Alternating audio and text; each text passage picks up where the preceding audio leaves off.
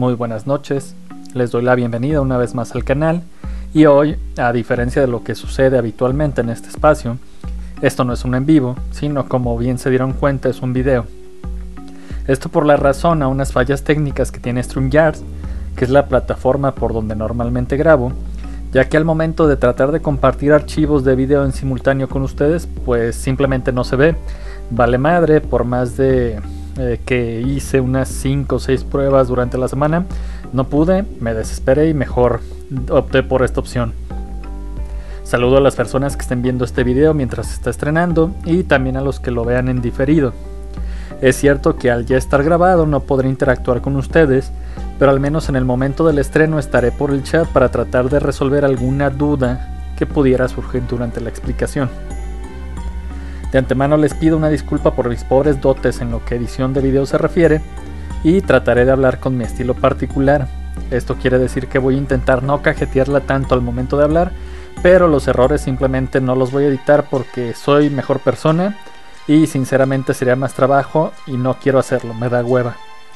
Es posible, o mejor dicho es casi seguro, que el video dure menos que las emisiones en vivo por la simple razón de que no consumirá el tiempo en interacciones ni haciendo tantos comentarios complementarios de forma mordaz, o eso creo yo. Por si hubiera quejas de que tiré la hueva, en realidad es a la inversa, ya que es mayor el trabajo y tiempo en hacer un video que solo poner la plataforma y hablar como merolico sin insertar imágenes y sonidos. Y después de la introducción chorera de rigor, comienzo con este nuevo viernes de caso paranormal. Después del mal sabor de boca que pudo haber dejado el misterio sobre la casa del monje, demonio, bruja, poltergeist, fantasma de Carlos Trejo. La siguiente historia versa sobre la que es considerada la casa más embrujada de todo el Reino Unido, que por espacio de 18 meses fue el centro de reunión de muchos investigadores de lo paranormal, tanto serios como farsantes, así como reporteros, fotógrafos, policías y una multitud de curiosos. Todos ellos querían comprender cómo estos sucesos afectaban a una familia y en especial a una pequeña niña. Este fue un acontecimiento que es mundialmente famoso porque se le ha catalogado como el caso paranormal más estudiado de toda la historia. Decenas de libros y adaptaciones cinematográficas dan constancia de ello, y casi la mitad de videos en YouTube y artículos en internet lo catalogan como uno de los casos más impactantes de los llamados expedientes Warren. Hoy les voy a hablar sobre el poltergeist de Enfield. Era el año de 1977, el cual se puede definir claramente como uno que estuvo lleno de malas noticias, en especial para el ámbito de la música.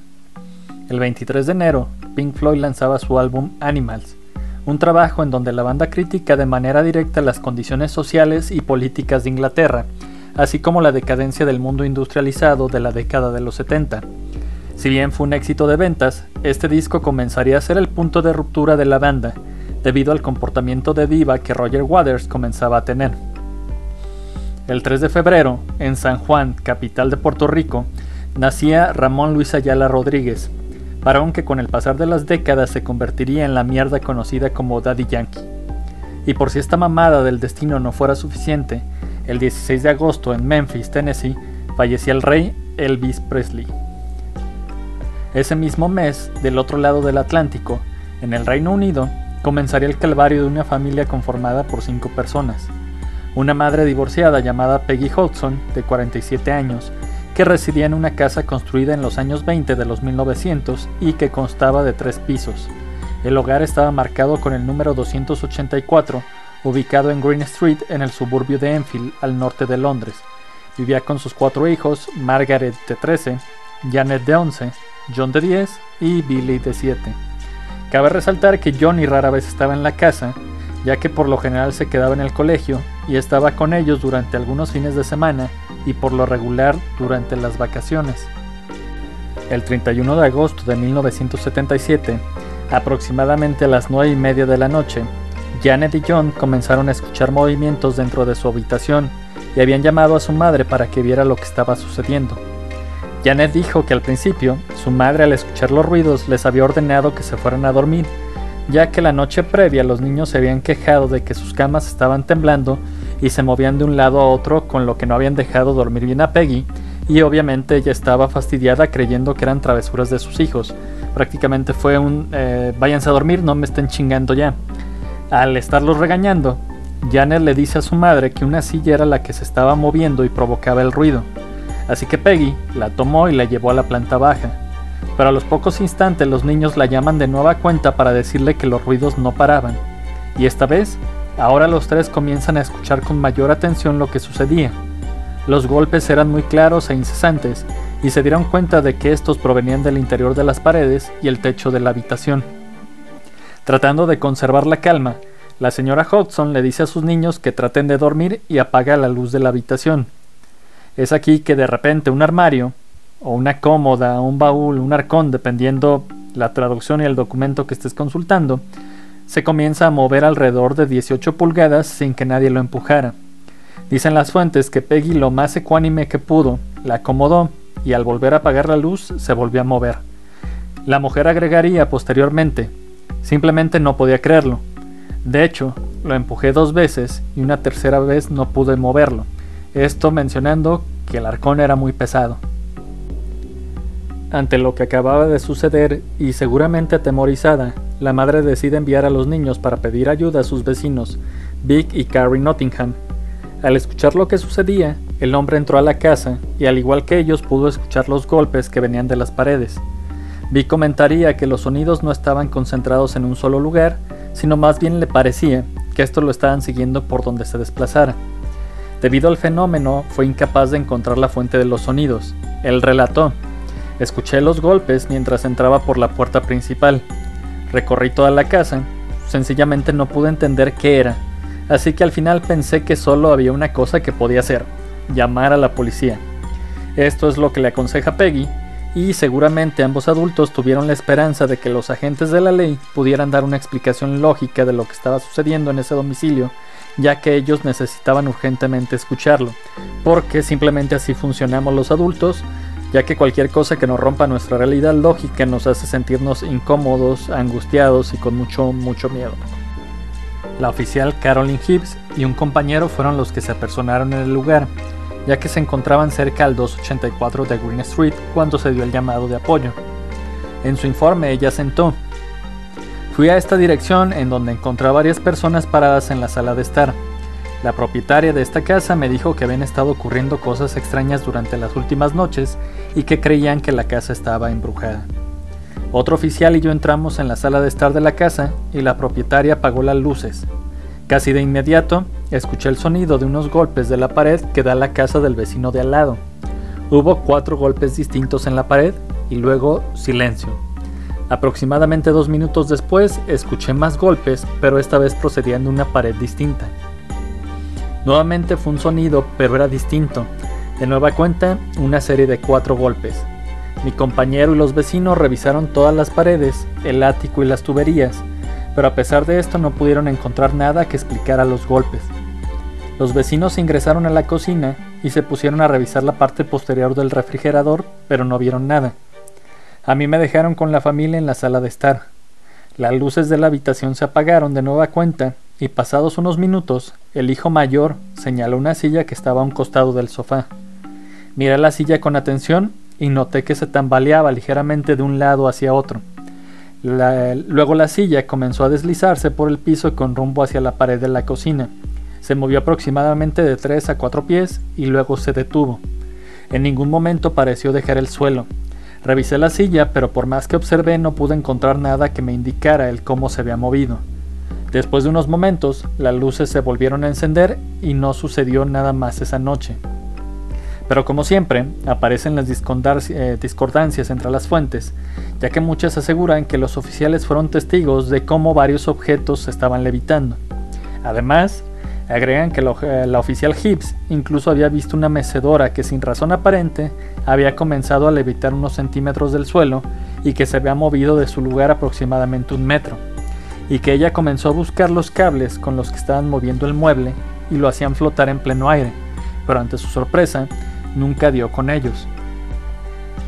Seguramente el ver a los policías retirarse sin poderle dar ninguna explicación, y más bien concordando con ella de que lo que estaba pasando en su hogar era algo claramente anormal, debió de haber sido muy aterrador para Peggy Hodgson. Con el pasar de los días la actividad siguió ocurriendo, y en su desesperación la mujer llamó al Daily Mirror que es un tabloide sensacionalista británico que, según ellos, intentan, sobre todo a través de reportajes fotográficos, acercar las noticias a los lectores. Esto para que ellos dieran a conocer lo que estaba viviendo y de esa manera ver si alguien la podía ayudar. A quienes el periódico mandó a cubrir la historia fueron al periodista Douglas Benz y al fotógrafo Graham Morris. La señora Hodgson relata lo que sucedió. Ellos vinieron y no pasó nada más, y tan pronto como se fueron, todo comenzó. Se dice que varios objetos pequeños comenzaron a salir volando por los aires, en especial canicas y piezas de Lego que estaban muy calientes cuando ellos trataban de tomarlos. Además agrega, el fotógrafo regresó y un ladrillo del Lego lo golpeó encima del ojo, tuvo la marca por unos días. El mismo Morris dice que a partir de ahí ellos se dieron cuenta de que si querían ver fenómenos era indispensable que los niños se encontraran en la casa. Una noche se les ocurrió indagar y descubrir alrededor de cuál de los niños los hechos eran más fuertes. Decidieron que el momento idóneo para hacerlo era durante la noche, cuando los pequeños estuvieran dormidos, pero por alguna extraña razón se les ocurrió que la cocina era el mejor lugar para llevar a cabo esto. Graham se paró en la penumbra de la cocina y se colocó en una esquina para no tener puntos ciegos, mientras los adultos iban llevando en brazos uno por uno a los pequeños niños. El fotógrafo dijo, la última en entrar fue Janet. De repente, las cosas sencillamente despegaron y comenzaron a volar por la habitación. A mí me golpeó un ladrillo de Lego en mi ojo derecho. Gracias a la posición que tenía en la habitación, aseveró que ninguno de los presentes hizo nada, que los objetos se estaban moviendo sin la manipulación de persona alguna. Como reportaje, la historia de la casa era muy bueno, pero la razón por la que Peggy había hecho pública su situación seguía sin resolverse. El Daily Mirror, después de un mes de estar cubriendo lo que sucedía en Enfield, se puso en contacto con la Sociedad de Investigaciones Psíquicas para pedirles que investigaran este caso. La SPR, por sus siglas en inglés, es una organización sin ánimo de lucro del Reino Unido. Su propósito declarado es comprender los eventos y habilidades comúnmente descritas como psíquicas o paranormales. Se describe a sí misma como la primera sociedad en llevar a cabo investigaciones académicas organizadas sobre experiencias humanas que desafían los modelos científicos contemporáneos. Fue fundada en 1882 y no tiene ninguna opinión corporativa.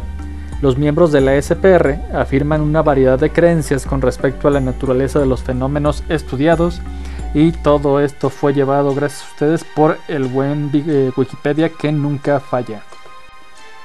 La sociedad mandó al lugar al investigador Maurice Grosse, quien en ese momento era un inventor famoso, quien mostraba un gran interés por el tema paranormal. Pero, ¿cómo un hombre de ciencia terminó siendo parte de la SPR? Todo fue debido a la muerte de su hija Janet en un accidente de motocicleta un año atrás.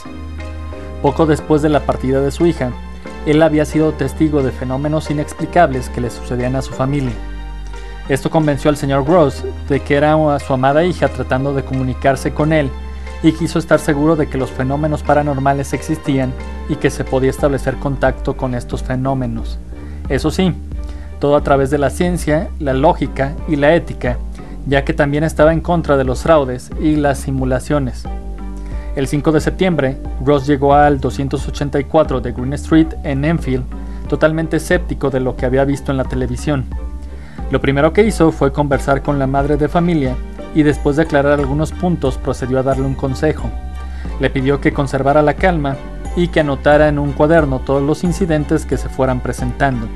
Esto lo voy a explicar en los próximos minutos. Al inicio de su investigación, no sucedió absolutamente nada, pero días después, él y 3 reporteros del Daily Mirror fueron testigos de actividad paranormal. Maurice detalló: entonces vi como unas figuras de Legos volaban por la habitación, y una cosa extraordinaria que pasaba es que al recogerlos estaban calientes, lo que coincide con actividad poltergeist. Yo mismo vi canicas moviéndose de un lado a otro, vi la puerta moverse sin ayuda.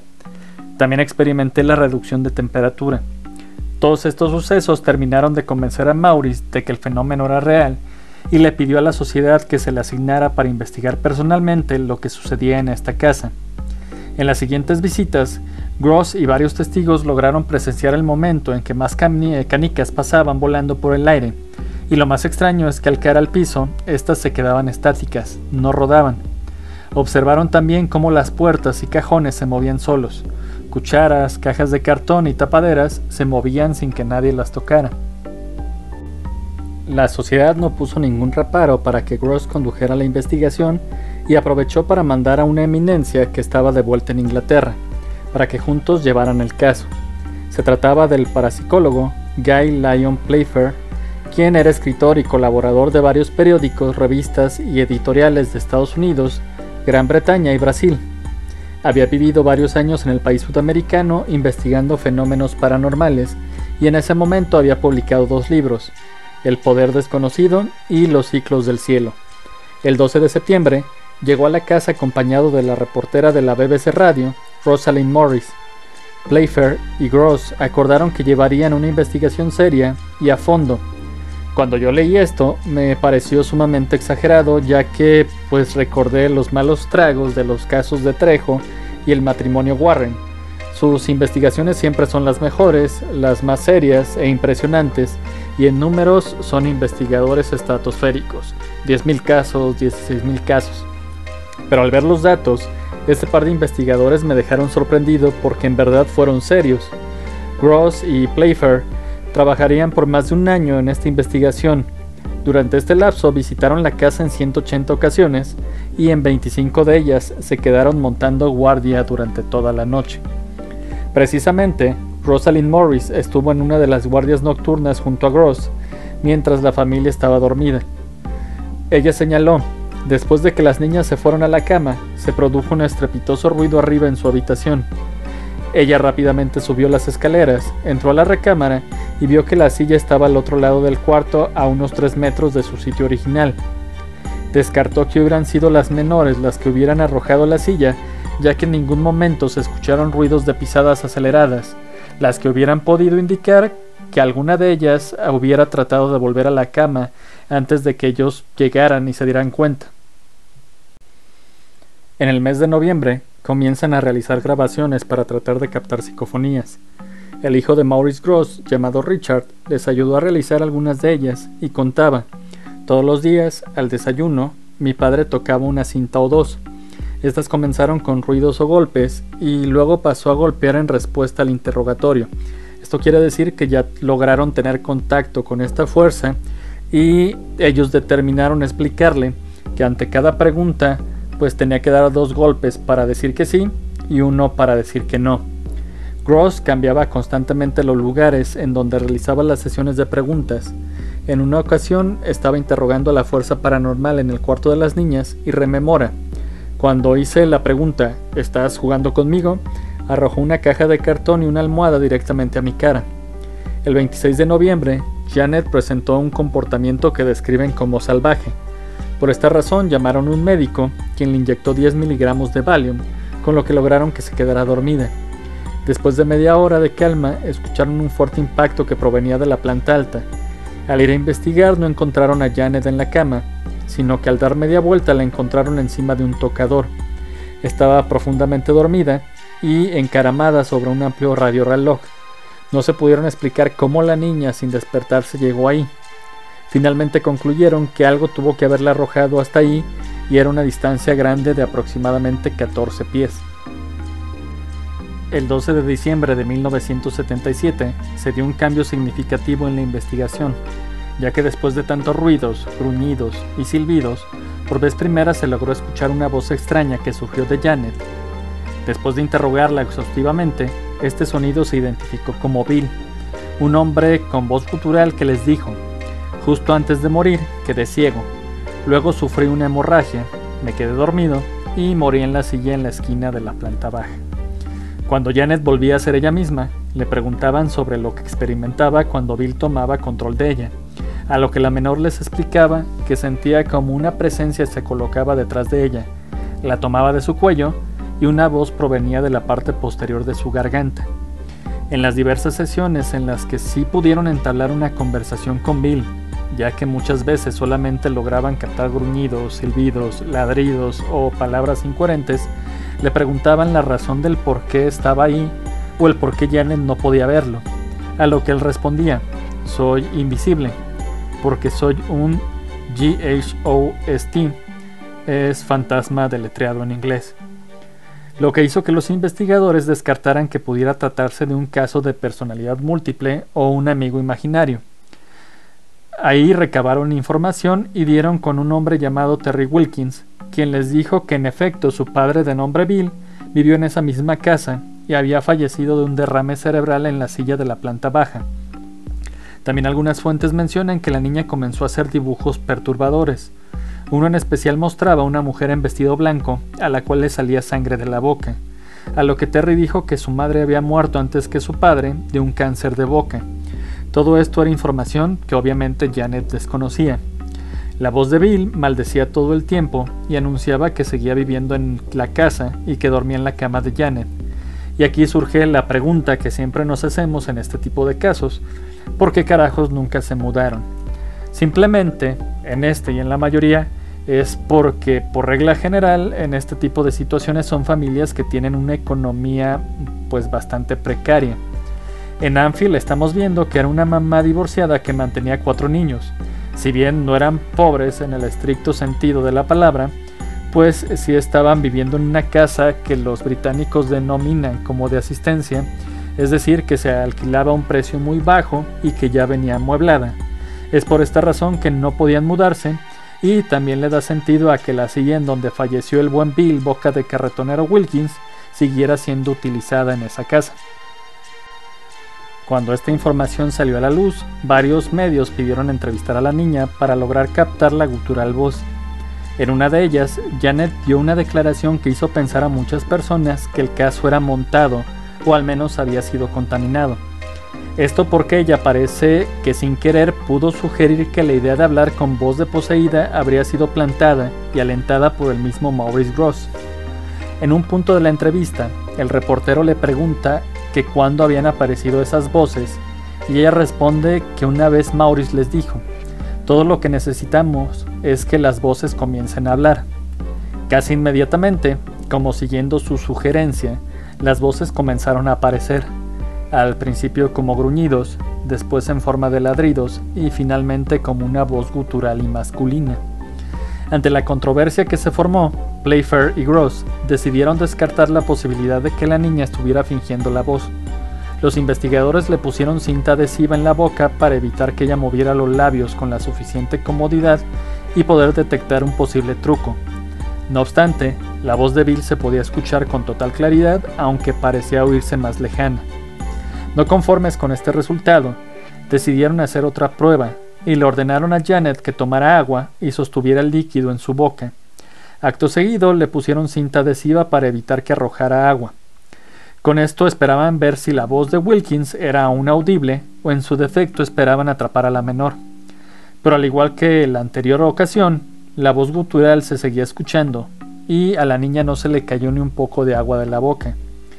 El escéptico Joe Nickel criticó a los investigadores porque para él eran muy crédulos, e incluso el ventríloco profesional Ray Allen visitó la casa de Enfield y dijo que las niñas estaban fingiendo la voz porque les gustaba la atención que estaban obteniendo. Ante esto, Maurice Grosse ofreció 1,000 libras esterlinas a cualquiera que pudiera replicar con ventriloquía o cualquier otro truco la voz que salía de Janet. Nadie pudo hacerlo. En enero de 1978, la hermana mayor Margaret comenzó a hablar también con una voz demasiado grave, muy similar a la de Janet, pero sin la intensidad o la duración de la de su hermana, pero pronto ésta se detuvo. Algunos de los acontecimientos paranormales sucedían al mismo tiempo.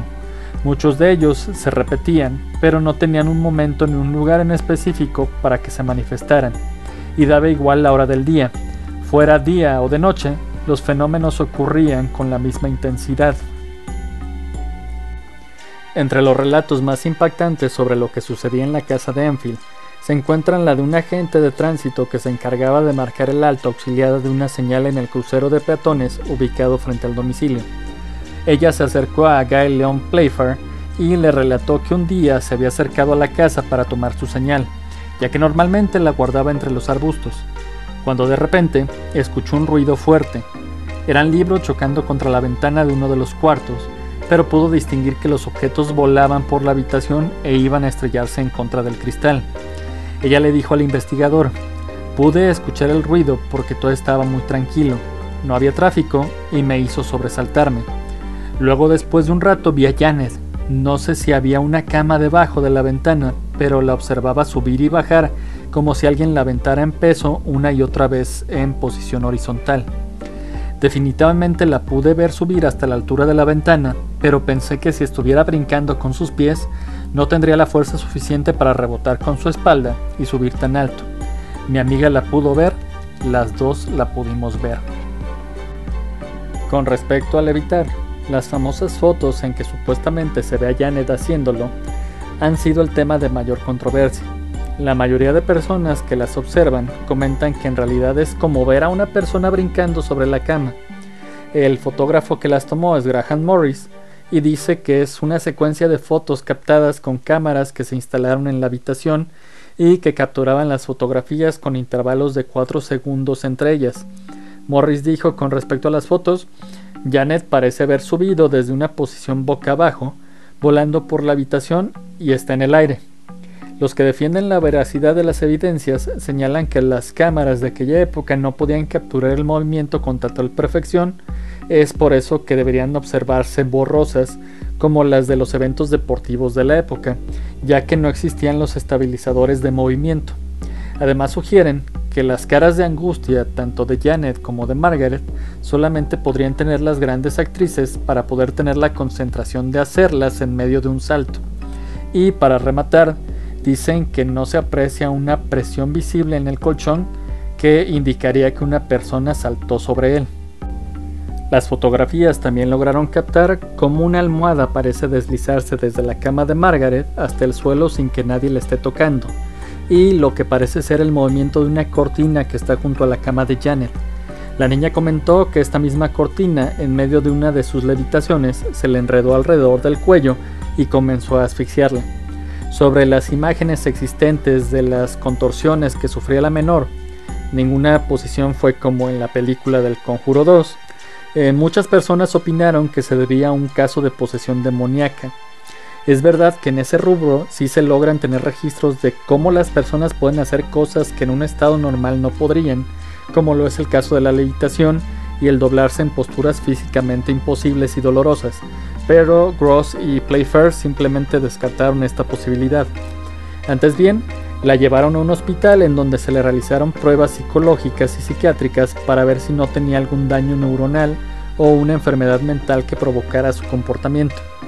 Después de unos días en donde los médicos descartaron desde un posible síndrome de Tourette hasta ataques epilépticos, la declararon mentalmente sana. Su estancia también sirvió para descubrir de dónde provenía la voz de Bill Wilkins. Los doctores localizaron que la vibración era producida por las cuerdas vocales falsas. Nuestro órgano que produce sonido tiene un par de cuerdas vocales verdaderas, que es lo que nos permite emitir sonidos con la vibración, y tiene otro par de pliegues arriba de ellas que se conocen como cuerdas vocales falsas. Si una persona empieza a fingir sonidos con ellas, sufriría de irritación. Si lo hace constantemente, se pueden provocar lesiones permanentes e irreversibles. Los galenos no pudieron explicar cómo Janet podía usar constantemente esta parte sin tener lesiones, siendo que podía hablar casi diario por espacio de 2 o 3 horas. Lo que sí quedó claro en esta estancia en el centro médico fue que ella era la causa de todos los fenómenos, ya que durante este tiempo en la casa no sucedió nada. Pero de la misma forma en que la actividad había comenzado, al regreso de Janet inició un descenso significativo de fenómenos hasta que se detuvo. Según la propia Janet, esto fue cuando un sacerdote fue a bendecir la casa y todo se calmó. Tiempo después, la niña dijo en una entrevista para el Canal 4 de Londres que se sentía usada por una fuerza que nadie comprendía. Dijo: realmente no me gusta pensar nuevamente en ello, no estoy muy segura de si el poltergeist era realmente malvado. Era casi como si quisiera formar parte de nuestra familia. No nos quería hacer daño, había muerto ahí y quería poder descansar. La única forma en que se podía comunicar era a través de mí y de mi hermana. Debido a lo grande del caso, se calcula que por lo menos 30 personas fueron testigos de las manifestaciones y muchos de ellos incluso nunca habían tenido ni tuvieron contacto con la familia Hodgson.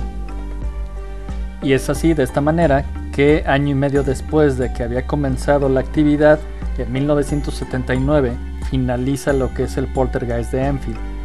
Pero antes de dar mis conclusiones, sí me gustaría responder a la siguiente pregunta: ¿qué es un poltergeist?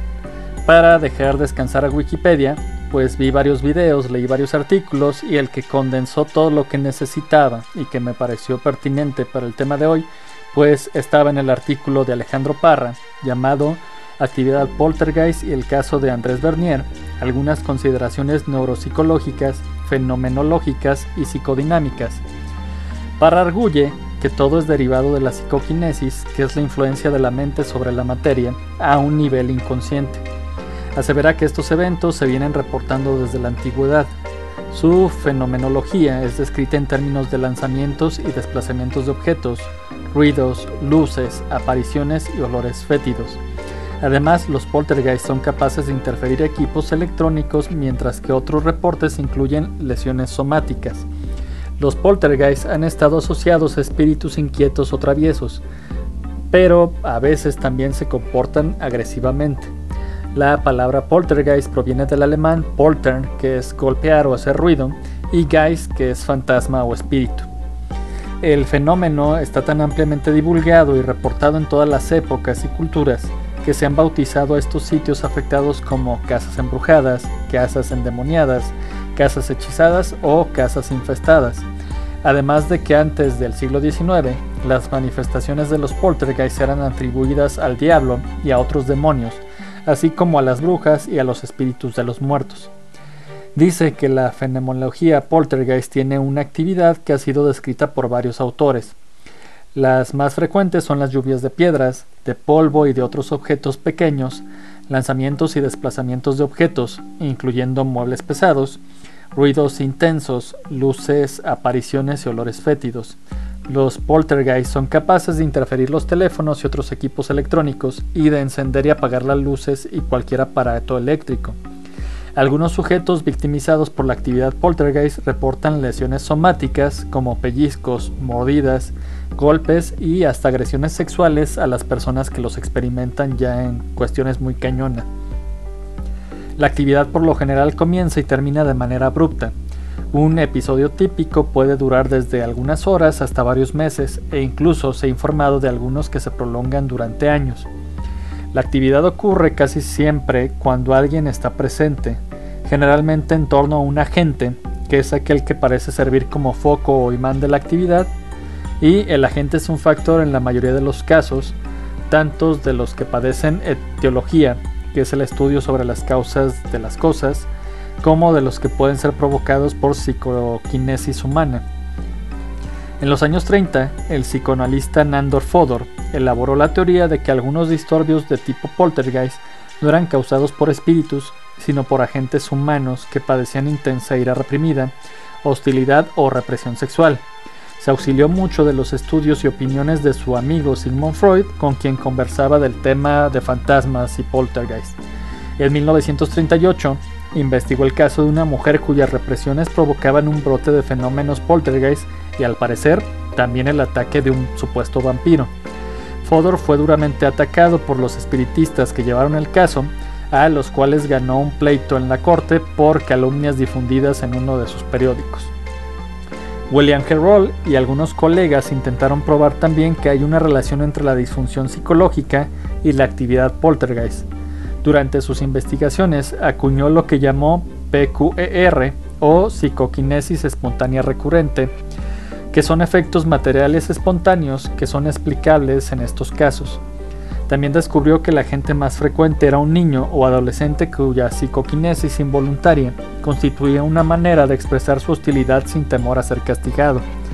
Dijo que también la persona por lo general ignoraba que era la causa de los disturbios, pero secreta o abiertamente se alegraba de ellos. En sus estudios, Roll también descubrió que en algunos casos la psicoterapia hace desaparecer los fenómenos poltergeist. Sostiene además que en los casos reportados antes de 1900, cerca del 80% de las personas epicentro eran mujeres, pero en el siglo pasado la distribución por sexos ha cambiado notablemente y ambos están igualmente afectados por la actividad. Roll también estableció que la edad promedio de estas personas era de 16 años.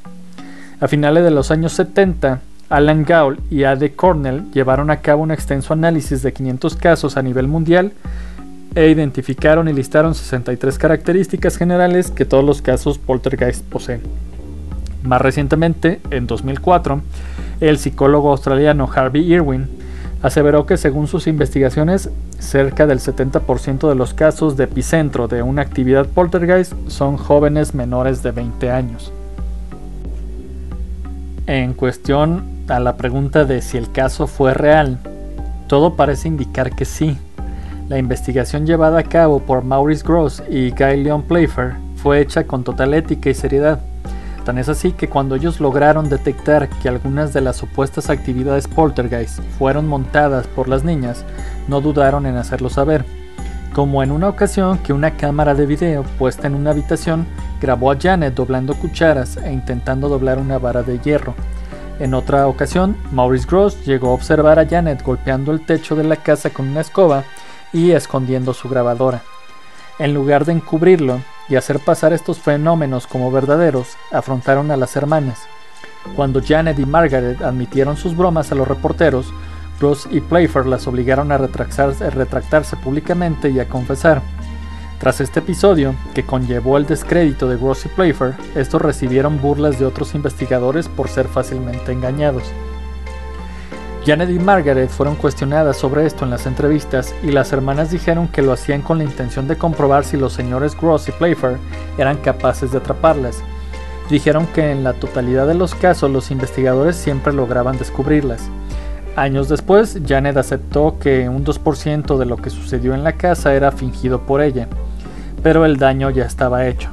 Mucha gente consideró el caso como algo falso. Pero a pesar de todo esto, están a punto de cumplirse 42 años en este agosto de los acontecimientos ocurridos en el 284 de Green Street y nadie ha sido capaz de demostrar fehacientemente que esto fuera un montaje. Las evidencias, grabaciones, fotografías y videos están ahí y siguen siendo objeto de un acalorado debate.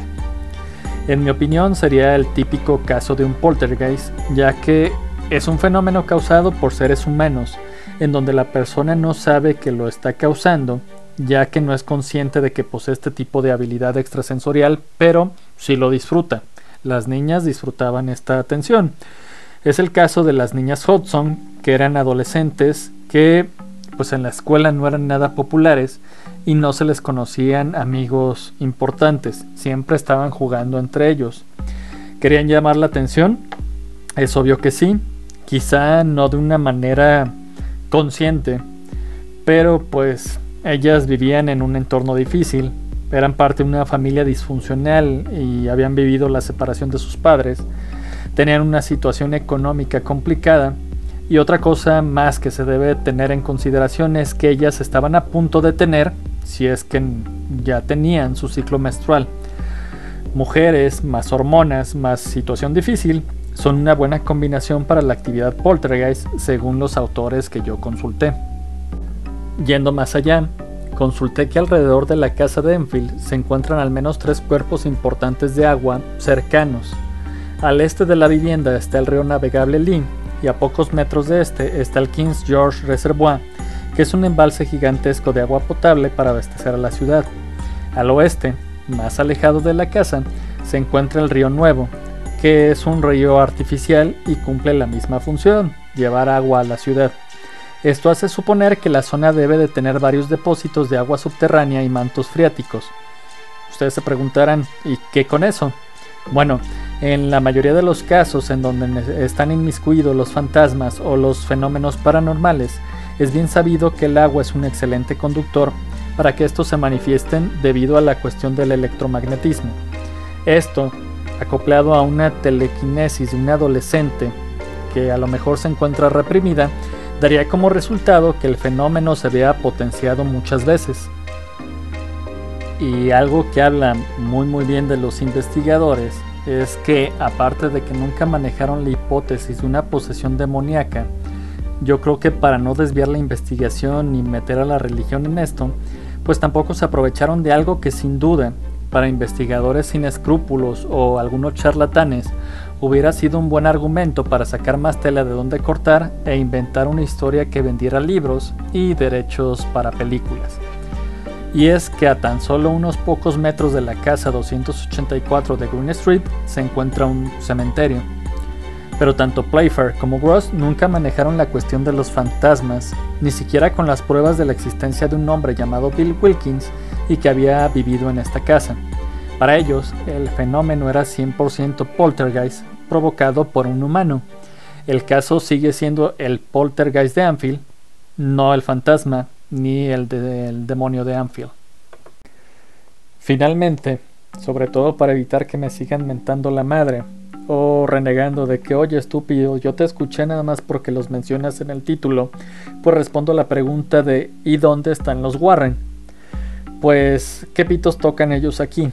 En el verano de 1978 los Warren llegan a la casa embrujada de Anfield. Lo cierto es que este matrimonio ni siquiera es mencionado en los estudios serios del caso, ya que su presencia fue tan fugaz e insignificante que no influyó absolutamente nada con las investigaciones. Pero ellos sí proclamaron en su currículum cómo su intervención fue vital para que el fenómeno paranormal desapareciera de la vida de la familia Hudson.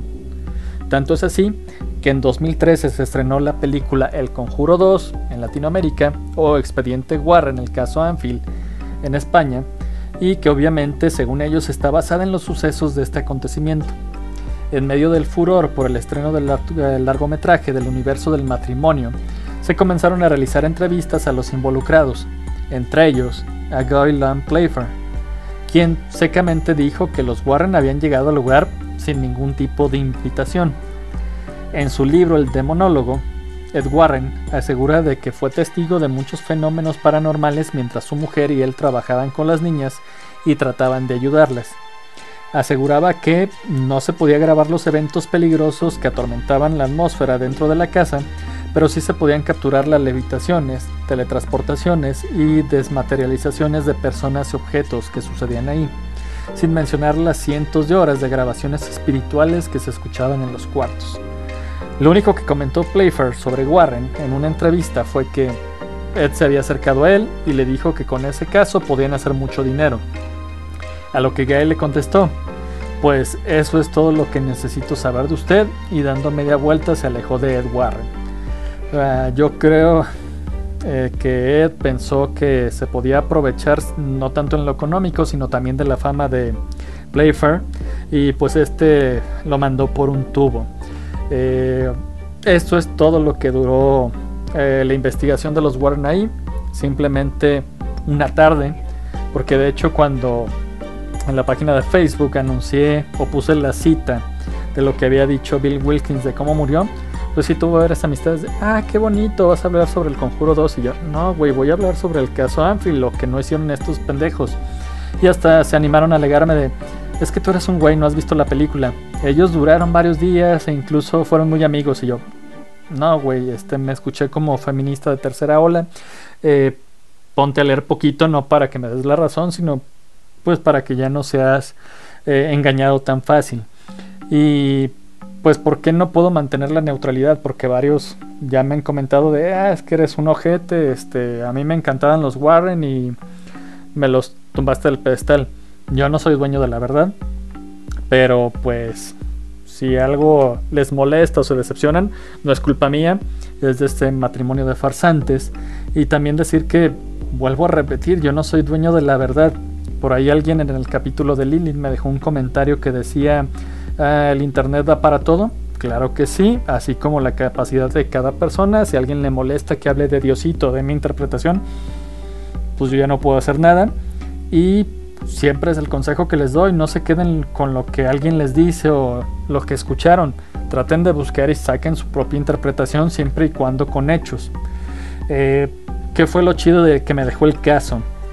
Bueno, ver que los Warren sí eran unos ojetes, quizás empezaron con una intención buena, después se fueron por el lado del dinero, pero descubrir dos investigadores de lo paranormal por fin chidos, ya que no fueran Eddie y Lorraine y tampoco Carlitos Trejo, sino Guy y Maurice, que en realidad eran una chingonería. Ya les di la biografía de Guy, cómo estaba ahí en Brasil, estudió varios fenómenos de posesión y de poltergeist, escribió como unos 5 libros, era alguien súper reconocido en Inglaterra. Y en Maurice Gross yo encontré como que la figura opuesta a Ed Warren. O sea, son contemporáneos, vivieron casi lo mismo, pero uno era éticamente un chingonzazo. Obviamente no les voy a decir que era lo mejor, pero tenía sus limitaciones de humano, pero trataba de hacer todo lo más bien hecho posible. Y pues el otro era Ed Warren.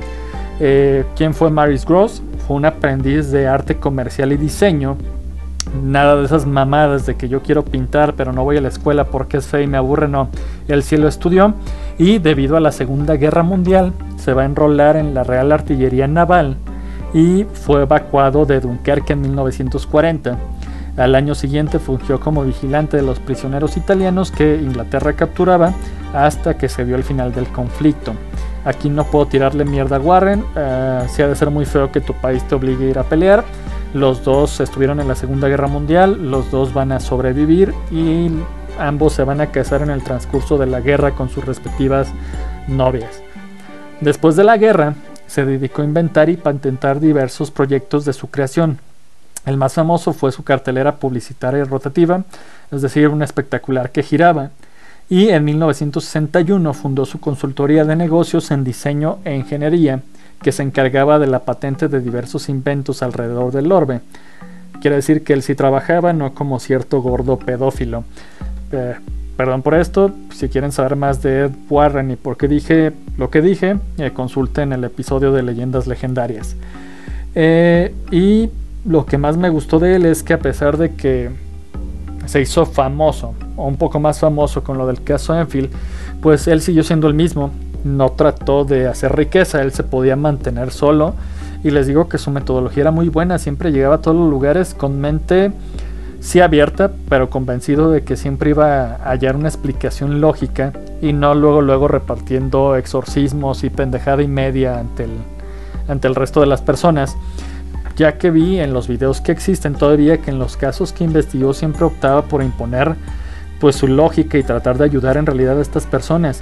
Incluso en los videos se muestra que hacía lo mismo que con Peggy. O sea, él llegaba y le decía, sabes que cálmate, porque si tú estás sugestionado, esto va a seguir pasando. Si es algo de telequinesis, lo único que vas a hacer es que se fortalezca, así que tú relájate, trata de estar calmado, y si eso hace que la actividad se venga abajo, muy bien. Si la actividad no se calma, ahora sí nos ponemos las pilas y trabajamos a gusto. Y con esto termino el caso del poltergeist de Enfield. Les doy las gracias a los que hayan llegado hasta aquí, en verdad, y pues simplemente dejarles avisos de hojita parroquial. La siguiente semana no sé cómo catalogar el tema, no sé si va a ser paranormal o va a ser tipo ñoños que van a estar discutiendo cuestiones, pero vamos a hablar un poquito de parálisis del sueño, de que se te sube el muerto, algunas experiencias de sueños extraños por ahí, y voy a tener invitado de lujo. Va a estar aquí Jack Arévalo, ahí en la semana, a ver cómo se me ocurre anunciarle. Y pues sin más, les vuelvo a reiterar el agradecimiento y explicar que hice toda esta chingadera de grabar video que no me gustan, precisamente porque les voy a dejar ahorita unos cortes de entrevistas de qué pasó en Enfield. Pero lo malo del StreamYard es que yo lo veo a toda madre en mi computadora, pero a la hora de estarlo viendo en YouTube, en el celular o en la computadora, se traba, no sale bien. Y nada más decirles que yo no puse los subtítulos de lo que van a ver. Ya son grabaciones viejas, en teoría son de la BBC de Londres, pero que un canal por ahí que se llamaba Solo Paranormal recabó, y ahora todos los videos que ustedes vean de ahí los han tomado. Por más que le han puesto marca de agua y todo, siguen siendo los mismos videos que pueden encontrar en internet. Y pues nada, gracias y hasta la próxima.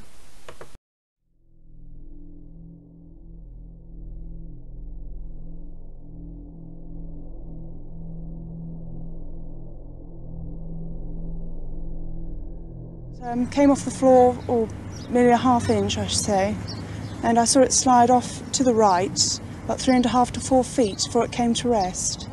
I checked to see whether or not it could possibly have slid along the floor. I placed a marble on the floor to see whether or not the marble would go in the same direction. as the chair did, and it didn't roll at all. I checked for wires under the cushion of the chair, and I could find no explanation at all. And this was actually the result. You'll hear here the whistling first of all, and then the barking. And here is this noise.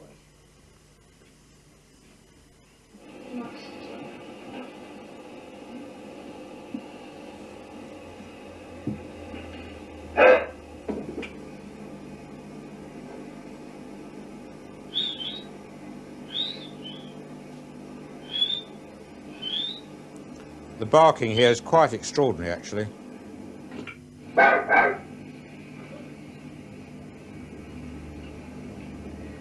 We got a dog in here. I then said to it, you can whistle. I then, as I said on the tape here, I then said to it, if you can whistle and bark and groan, then you can talk. And I asked it to actually say my name. Oh, Well, just a minute. Right, we'll try again. I want you to call out my name, my complete name, Maurice Gross. See if you can do that.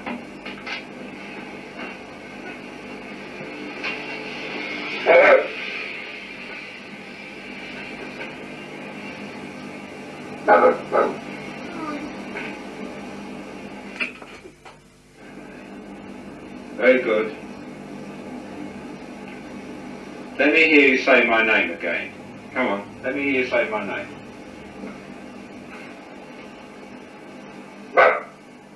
Come on, my name's Morris. Let me hear you say it. Morris. Now that was the first time we heard the voice, and since then we've been hearing it again and again, and it's been getting louder and louder. I was going to ask the same question as I asked earlier. How many voices are there? 600. 600 the voices. I know the joke. How many really are there, Margaret? I think so far we've had 10 Three. sensible voices, but the rest of the names are absolute rubbish. What about the voices? When did the voices start? December the 12th. December the 12th? Yes. And how did they start? Well, one night Mr. Grove was talking about it about 8:30. He said, all we need now is the voices to talk. And that night I went to bed. Can't remember exactly what happened.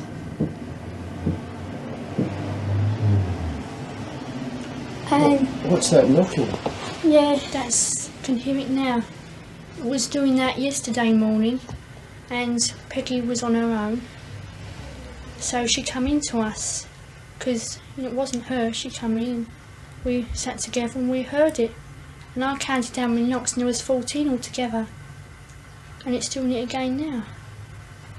Knock 1 for no and 2 for yes. Are you a male spirit? 1 for no and 2 for yes. That's 2. You are a male spirit. Did you used to live in this house? You did. Was it more than 50 years ago? Yes. Did you die in this house? Did you pass on? You did pass on in this house. Now, why are you here? Are you unhappy?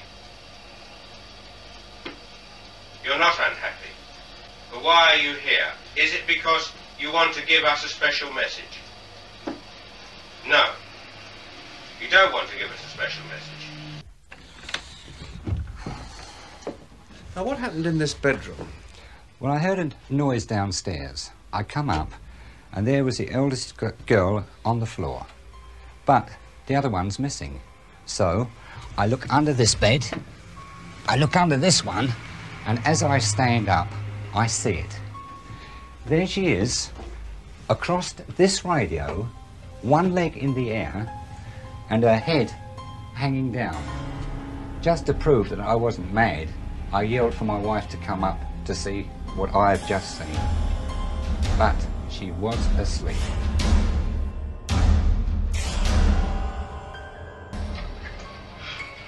All the lights gone out. Oh.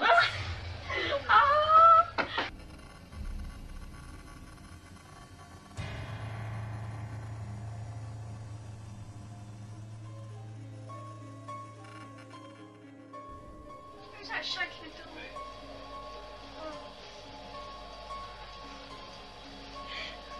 What's on there? Mum's laughing. Oh! What's that?